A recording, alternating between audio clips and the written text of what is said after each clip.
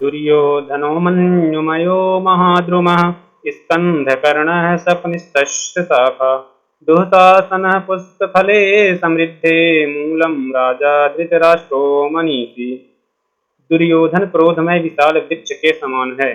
कर्ण स्कंद शकुनि शाखा और दुशासन समृद्ध फल पुष्प है। अज्ञानी राजा धृतराष्ट्र ही इसके मूल हैं। आइए अब इस चिन्ह का अर्थ समझ लेते हैं। यह और इसके बाद का श्लोक महाभारत के तात्पर्य के सूचक हैं। दुर्योधन क्रोध है। यहाँ क्रोध शब्द से द्वेष, असूया आदि दुर्गुण ही समझ लेने चाहिए। कर्ण, शकुनि, दुशासन आदि उससे एकता को प्राप्त हैं, उसी के स्वरूप हैं। इन सब का मूल है राजा धृतराष्ट्र। यह अज्ञानी अपने मन को वश में करने में असमर्थ है। इसी ने पुत्रों की आसक्ति से अंधे होकर दुर्योधन को अवसर दिया, जिससे उसकी जड़ मजबूत हो गई। यदि यह दुर्योधन को वश में कर लेता अथवा बचपन में ही विदुर आदि की बात मानकर इसका त्याग कर देता तो विषदान, लाक्षागृहदाह, द्रौपदी के साकर्षण आदि दुष्कार्यों का अवसर ही नहीं आता और कुलक्षय न होता।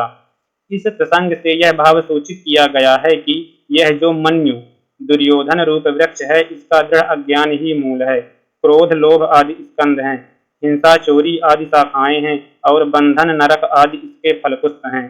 पुरुषार्थ कामी पुरुष को मूल ज्ञान का उच्छेद करके पहले ही इस क्रोध रूप वृक्ष को नष्ट कर देना चाहिए।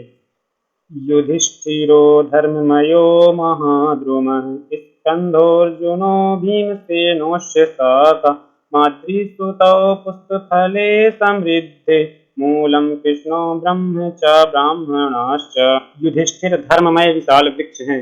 अर्जुन स्कंध, भीमसेन शाखा और माद्री नंदन इसके समृद्ध फल पुष्प हैं। श्री कृष्ण, वेद और ब्राह्मण ही इस वृक्ष के मूल अर्थात जड़ हैं। युधिष्ठिर धर्म है। इसका अभिप्राय यह है कि वे सम, दम, सत्य, अहिंसा आदि रूप धर्म की मूर्ति हैं। अर्जुन, भीम आदि को धर्म की शाखा बतलाने का अभिप्राय यह है कि वे सब युधिष्ठिर के ही स्वरूप हैं, उनसे अभिन्न हैं। शुद्ध सत्वमय ज्ञान विग्रह श्री कृष्ण रूप परमात्मा ही इसके मूल हैं। उनके दृढ़ ज्ञान से ही धर्म की नींव मजबूत होती है।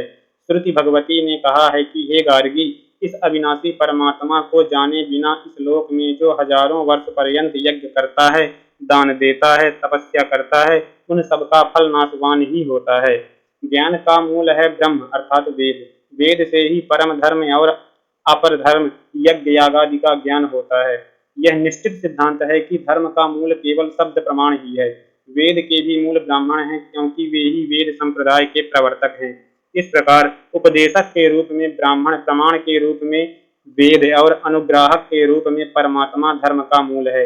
इससे यह बात सिद्ध हुई है कि वेद और ब्राह्मण का भक्त अधिकारी पुरुष भगवद आराधन के बल से योगादि रूप धर्ममय वृक्ष का संपादन करे। उस वृक्ष के अहिंसा, सत्य आदि तने हैं, धारणा, ध्यान आदि शाखाएं हैं और तत्व साक्षात्कार ही उसका फल है। इस धर्म में वृक्ष के समाश्रय से ही पुरुषार्थ की सिद्धि होती है, अन्यथा नहीं।